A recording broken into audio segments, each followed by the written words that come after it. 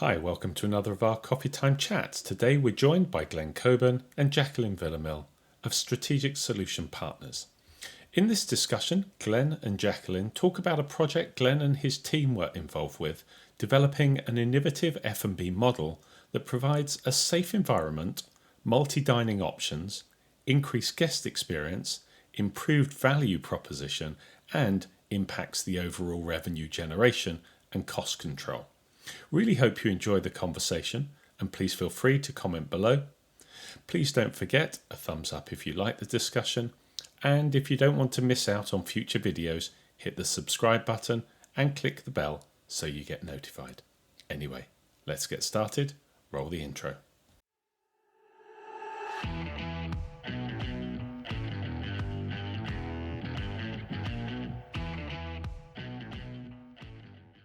Hi, welcome to both of you. Thanks for joining us, Jacqueline and Glen. Great to have you joining us here on one of our coffee time chats, and we're going to be using a case study that you guys have been involved with to kind of look into how F&B coming out of the pandemic situation can be used as an advantage with a bit of an innovative thought.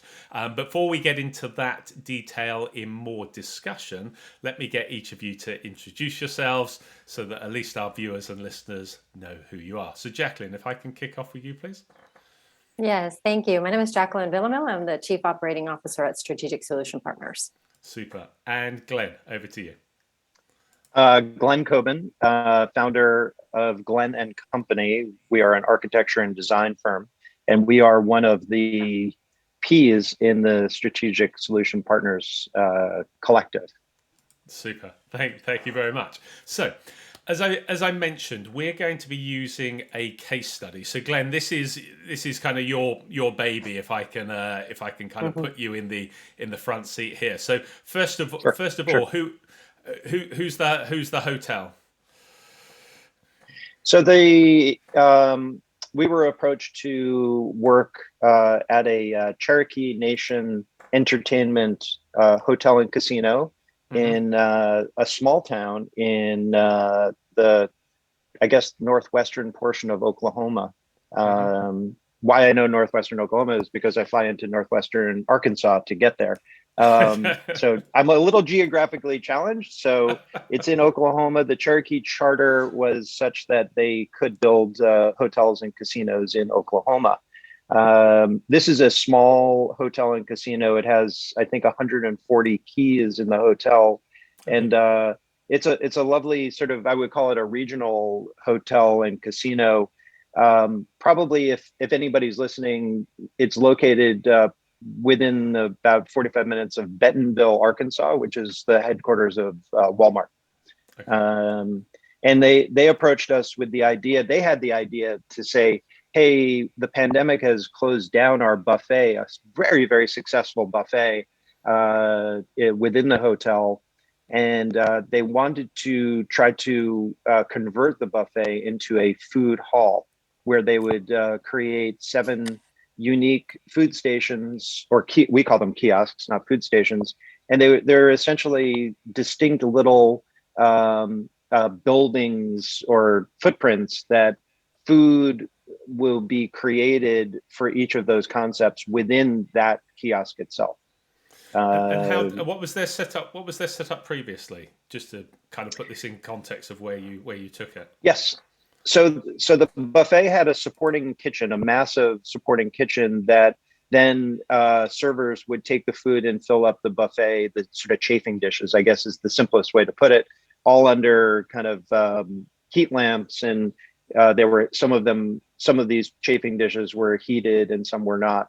The really neat thing about the whole setup of the food hall is that we were able to reuse the entire kitchen that supported the previous buffet. So food could be prepped, food could be cooked, and then brought out to each of the specific kitchens or kiosks, where then each dish would be created a la minute in front of the guest. So right. You're not seeing the thing about this is the guest, I believe, and this is what the Cherokee folks wanted to make sure was happening, is that the food was not being created somewhere else and packaged up somewhere else, that it was all being done in front of the guests. So the guest could see from the moment a piece of protein was taken out of a refrigerator or refrigerated drawer and put onto a flat top or a skillet to the time it was put into a package. That, to me, being a New Yorker and, going into a bunch of, where do I go for lunch today because everything's closed? You kind of want to see that action or that activity. Just, I guess, in a sense, safety precautions prevail. Well, I was going to pick up on that from the safety point of view. Is obviously one factor there, and Jacqueline, maybe you want to join in terms of what you see across some of your clients. If I kind of just broaden this out a little bit from beyond just this one hotel, but if we take the pandemic, the first issue people were instantly thinking about was safety, but I guess we also then had a massive loss of revenue. There is also a chance then to consider, is this an opportunity to maybe reinvigorate? And I guess we also had then a challenge around staffing. So can you two just maybe talk more broadly about what some of these issues, how some of those issues have manifested themselves either in this property that they were foreseeing? We might need to adjust to this, and what are you seeing just more broadly in the hotel sector in terms of F&B challenges? Food and beverage was the place where hotels or the community or the world was the most concerned about in hotels, right? Because of closeness, because of interaction, because of touching, because of food, so on and so forth. So hotels and restaurants were challenged in how do we keep running our business under all the restrictions of safety that we have, right? Distance between people, distance between tables, buffets were no longer acceptable because you were constantly touching utensils and so forth. So how do you take all the restrictions and reinvent what you can offer? And for the longest time, everybody was frozen because we did not know what to do, right? So months went by and maybe some hotels were open, but they didn't have any food and beverage offering. And then there was very limited offerings from restaurants. It was only takeout and so forth. So I think that this is where I want to segue a little bit into what Glen has done at this particular project, because they studied the layout. Well, first of all, not doing buffets was the first thing, right? But still creating a food and beverage offering that was interesting enough for the guest. And it was a great revenue generator. It was a great enhancement to the revenue experience, which, as we know, impacts revenue, impacts reviews, impacts average rate. Yeah. I mean, it's a domino effect. So what Glen and his team did is they took this space and they designed it. I mean, Glen, you can speak to, how they analyzed the flow of how the restaurant would go and where they strategically placed certain things in order for people not to be standing, close together. Or so, Glen, do you want to go into that? Because I think that that's brilliant, how you took all those elements and you put them into the design that would help the hotel casino, bring back the food and beverage offering, bring back the guests and everything that I already talked about. No, that's fantastic. Thank you. And maybe a side gig on marketing us. But to try and it's hard for me to be brief when I talk about these things, but I'll try and distill it down to the essence. Food halls come in many different shapes and sizes. But if you think about the way they're operated, there are two essential ways of doing it. One is where there are individual kiosks that are being operated by individual businesses or individual chefs. And I'm not going to even attempt to equate it to Harrods. But the idea is that those are what we see in a majority of places around the United States, where a developer has a large piece of a large space, and the default is, oh, food hall. We can just build it out and lease out 12 or 15 different spaces to different operators, and they're going to test it out. There'll be short-term leases. The other kind of food hall, which is really interesting, and it's applicable to the Cherokee Nation project, is that it's a single operator.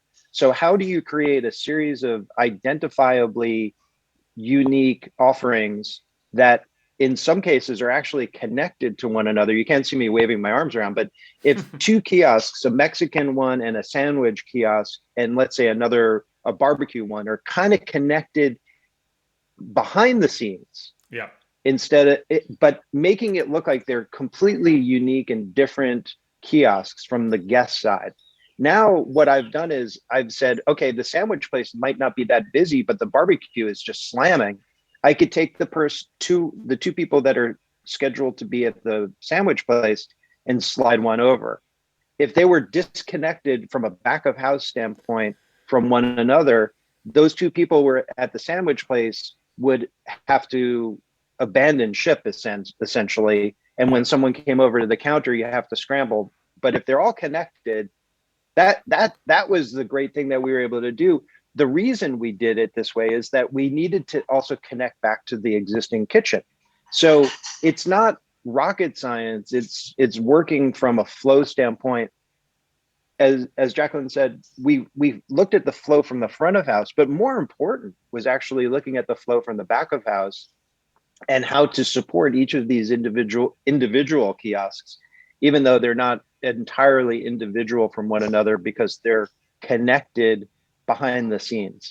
And that's that look, it hasn't opened yet. There's no proof of concept in this location, but it's working. We did the same type of layout for a food hall at Columbia University, which opened about 6 months ago for a chef named Franklin Becker. This is called Manhattanville Market. And I don't want to pivot away because I know we're talking hotels and how to increase revenue, but the test there is that 4 of the food concepts share one continuous counter, and you can go up to any one of those 4, but the chefs that are working to support those 4 concepts are actually sharing the responsibilities of cooking, whether it's hummus, pizza, salad, or the chicken and biscuit concept. So How does that work from a guest experience point of view?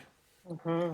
Mm-hmm. Oh, it's signage, and it's branding it from the outside so that they feel like when I walk into the space, I I see the sign for butterfunk biscuit, and I'm like, even though there's a salad place in front of me, I'm gonna go to the butterfunk biscuit place.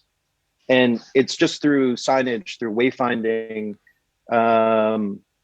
that the personality of those kiosks actually come out. But again, we are geeks about process, and I think that that's an important thing. I'm not here to market the SSP folks, but we are process driven to find solutions. And in this case, the architecture side of it, the design stuff, is what I love doing. But the geeky part of figuring out the back of house, like, you can go into a place and realize pretty quickly that it wasn't designed well from a service standpoint. You can't really tell Efficiencies. it, right. You can't really tell, like, oh, it's red, it's green, it's purple, it's pink. That doesn't have anything to do with the flow or the way it operates. And we spend a lot of time. Sorry, go on. No, we spend a lot of time trying to figure out the flow to make it more efficient from an operations standpoint. We also have to figure out, certainly, how the guest navigates their way through here. And well, they were the two things that was striking me as I'm listening to it, because you've got, I mean, it's not just about generating revenue. I mean, at the end of the day, yes, you've got to put expense in to make these changes, but coming out after the 2 years of the pandemic, cash is still tight, and there's been a greater increase on profitability and with restricted on the human resource. I mean, listening to your example there, the ability to flex the staff to where demand is, the efficiencies around the operation and utilizing one kitchen, that was one side that struck me. But the other side also, to me, seemed that, yes, okay, the signage from the guest experience to help delineate between them. But if you're focusing on a more efficient and more effective and a better product and a better service, then the guest experience, I would imagine, is enhanced. What were your thoughts on that, Jacqueline? Well, I think that this hotel was very bright in taking, I think it was 10,000 square feet of space and repurposing it, right? Because it was sitting empty and they couldn't use it. So, and without, like I said earlier, without a food and beverage offering, hotels have been kind of limited. Their reviews have, plummeted. Their occupancies in some cases have been impacted. But so by reimagining their food and beverage offering, they're giving the guest a much better experience. And, there's a lot of people that travel nowadays, they choose hotels depending on the food as well. Food reviews, Mhm. I know that I'm one of them, right? So when you're looking for hotels, you're also looking at reviews and, hey, how is the food and beverage offering? So if you have a choice between one or the other and one has better food reviews, you're going to go to that one. So what I think that Glenn and his team through this project, what they're doing is impacting the guest experience and potentially not only drawing from the guests that are coming into the hotel, but also the local community.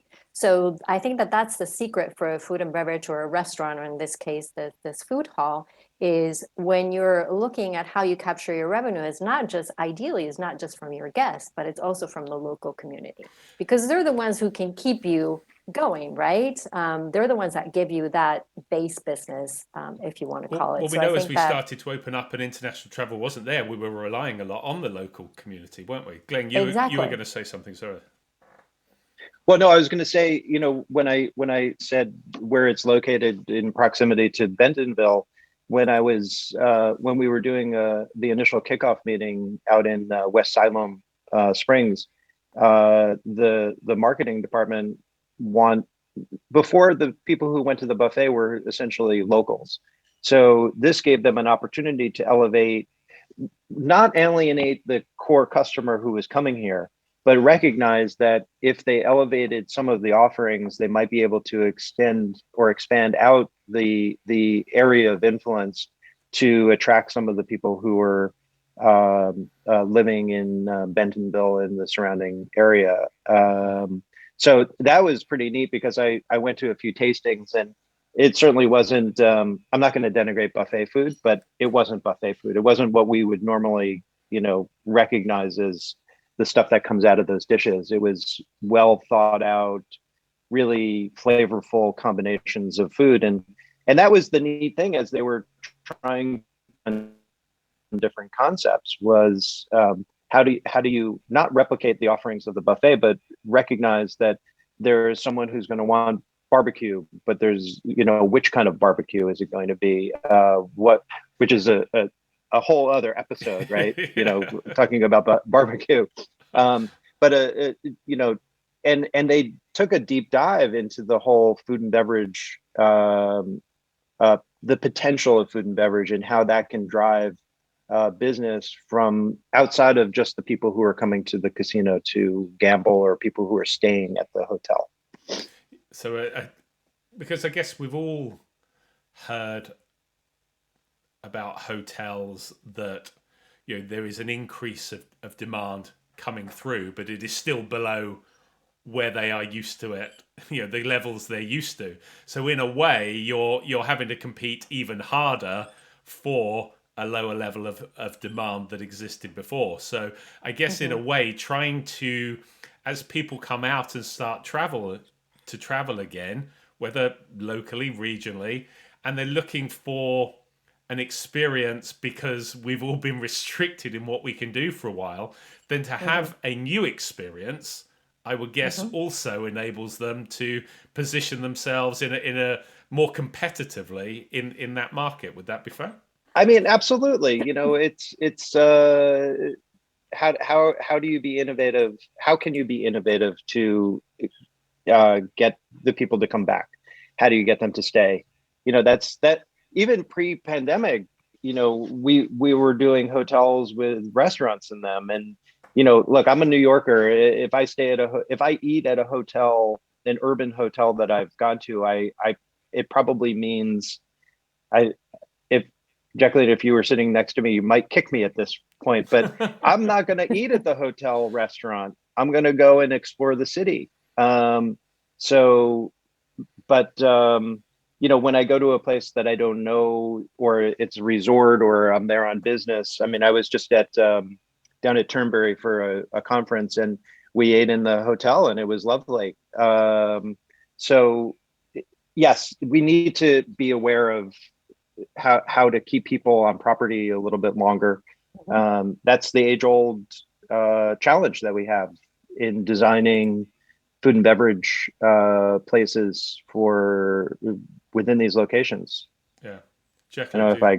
But I think that that's a secret, something that Glenn just said, I wouldn't eat at the hotel restaurant, but I think that that's what hotels are, this trend started before pandemic, but how do hotels reinvent their food and beverage offering, their restaurants, their bars, to make sure that they do capture at least, if you have an average length of stay of 2.5 nights, how do you capture at least one night of dinner of that guest? So I think that the creativity and the innovation that we're seeing after pandemic is probably pretty much a good thing, needed to reinvigorate. Again, the guest experience is not just rooms revenue, there's other revenue, there's other ways of impacting the guest experience, which will bring them back, which will give you the reviews, which will give you the average rate, which again, like I said before, it's that domino effect. Yeah, no, that makes sense. Yeah, listen, if I'm staying in a hotel, and the ones that have gotten me to go to their F&B locations have left something in the room that represents what they're doing there. And I think that's one of the things we've talked about at West Siloam is there a little taste that you can provide the guests that doesn't ruin, doesn't fall apart by sitting in a room for an hour, whether it's a little piece of dessert, a little sweet, or a coupon that says, "Hey, come and try a cocktail at our brand new food hall." So we see innovation is what is required, but it's not that. It's not the secret sauce, right? It's just being smart about how you're treating the guest. And I think that's one of the things, Trevor, you said earlier, the guests are looking for a hug. This is very reminiscent of, in New York City after 9/11, restaurants were struggling to open up. And before that happened, we saw big, grand restaurants, massive restaurants, very opulent. And then the shift became where they were smaller restaurants, where they were community based, and it gave restaurateurs and chefs an opportunity to actually hug their guests. That's literally what people wanted when they were going into these restaurants or going into hotels. And I don't know where we're going industry wise, but the idea that when people are ready for a hug, these places should be ready to give that to their guests. Well, it was funny. You kind of led me into a question that I wanted to ask. I was going to say, so where is it going? You've just said you don't know, so this could be a short answer. but I was kind of, there was a part of me that was thinking,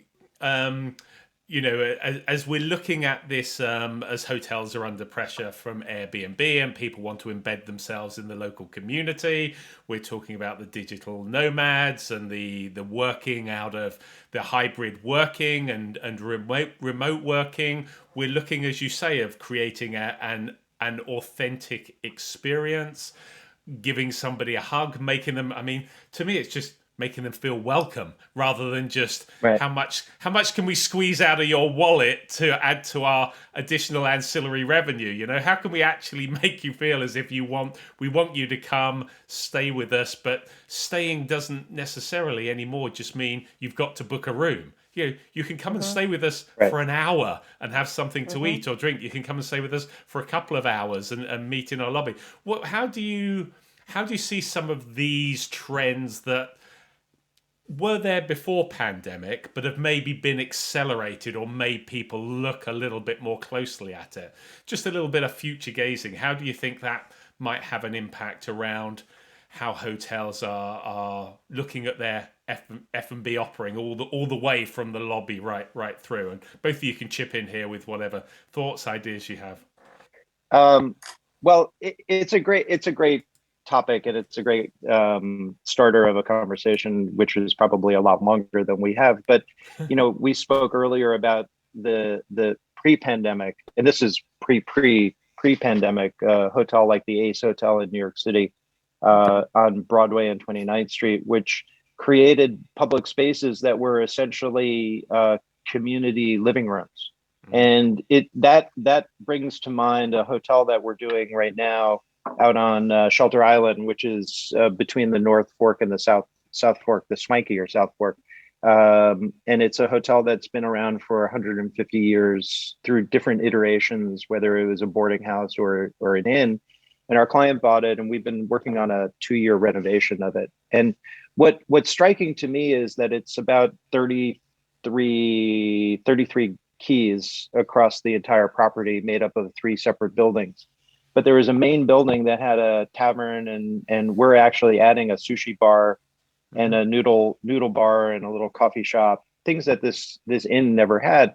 And what's interesting is that all this food and beverage that we're creating is not for the guest of the hotel. I mean, it is in a sense, but the reality is that this is the previous owners of this hotel didn't allow people to come to the hotel to hang out. And there's a lovely porch and there's an outdoor terrace, which have beautiful views of the Sound. But they kind of made it inward facing, and it was for the guest, and it was exclusive. What the new owner, our client, is really engaged with the community and wants the community to use this space as a living room, as a porch, as a place to gather. Not too late, because we don't want to affect the residents within the neighborhood. But sure, this is the ultimate in terms of creating a food and beverage concept that is really community based, local based, supporting the local place and the local people. And I think that's if we pay attention to it, that many of these hotels, and therefore the food and beverage, if designed, New York City hotels, the flaw with the design is a real estate problem. The restaurant is always behind the elevators. You never see the restaurant when you walk into a mid-block hotel. And that is not quite the kiss of death, but it's really hard to operate a restaurant when you can't see people in the restaurant. There's no vibrancy. Yeah. And I think that's the lesson that we're learning here, is that people want to be seen. They want to see what's going on. And that was the lesson of the Ace. And that's where I believe we were going before the pandemic. This is going to just help us understand that. Yeah. Yeah.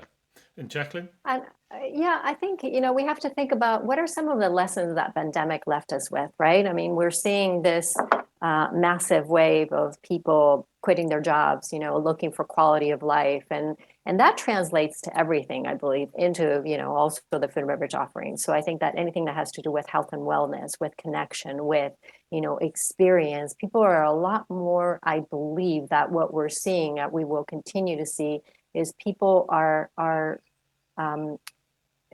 Glenn used the word grandeur before, like noisy, and we're going more for quality, for probably more boutique-ish, more experience driven, with an element of, like I said, health, wellness, connection.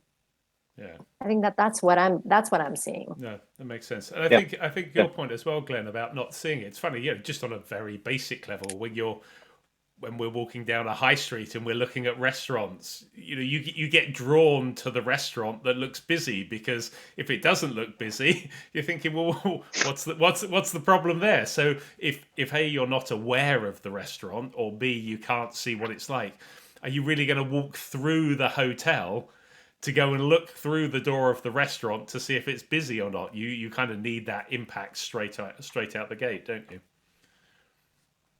Right. Yeah, but I also think that people I think people also get drawn by design but what looks pretty. So I think it's a combination, and that's where I believe that, the design that Glenn and his team work on is so brilliant, because they're not only focused on making something look beautiful and enticing, but they're sort of like the whole package, right? They're beautiful design, but also how do we bring people in? How do we invite people in? And how do we work with a team at the hotel or at the restaurant for an efficient operation? So I think that's a really good, well-rounded package. Yeah, that makes sense. Well, thank you.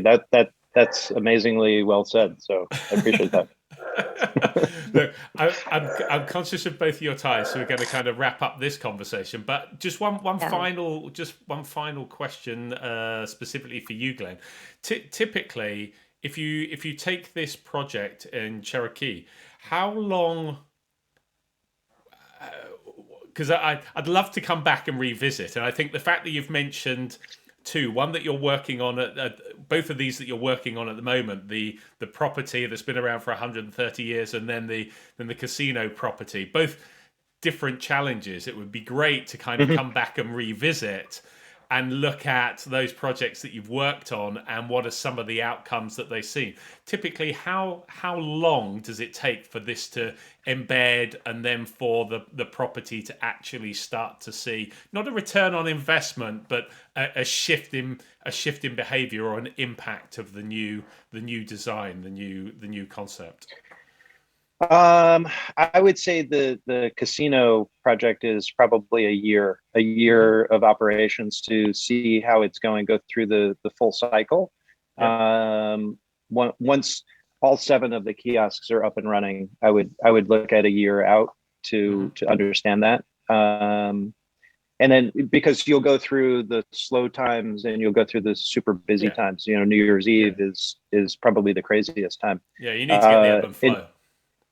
Right. For the hotel on Shelter Island, I would imagine we'll know pretty well by the end of the summer if this has met its mission in terms of allowing reacquainting the local community with the property. There's certainly a lot of interest in it. It's very prominent in terms of where it's located on the island.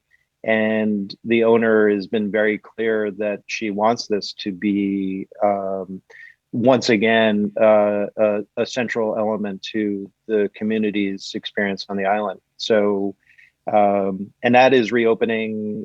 I think we're cutting the ribbon on April 30th of this year. So hopefully it'll be done by then. But all things look good at this point to being able to open a significant portion of it by certainly by Memorial Day of this year. Excellent. Well, it sounds like a good excuse to reconnect with you later in the future and hear how these things, because then we can really see how the impact is leading through into the top line revenue, but also bottom line profitability as well. So that would be great. Any final thoughts or comments from you guys before we wrap up? No, I think for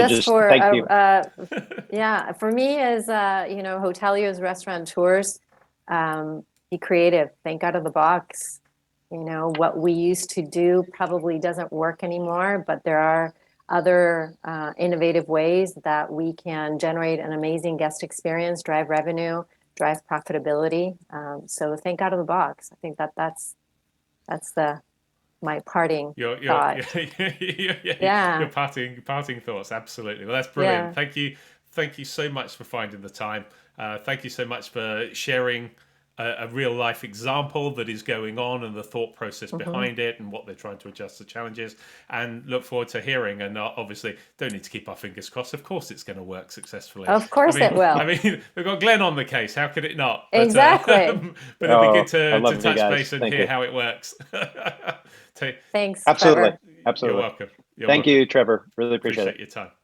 Well, I hope that conversation was of interest, and thanks again to Glen and Jacqueline for joining us. If you have any thoughts or views on this conversation, please feel free to comment below. We value your input and we're happy to follow up with our guests. Also, if there are any topics that particularly interest you, or if there are any specific guests you would like to hear from, please do let us know, again in the comments below. If you like the discussion, please don't forget a thumbs up. If you're interested in more of our videos, here is a link to our Coffee Time Chat playlist. Here is a link to our Expert Insights playlist. And here is the button if you would like to subscribe so you don't miss out on future videos. Anyway, thanks again for watching.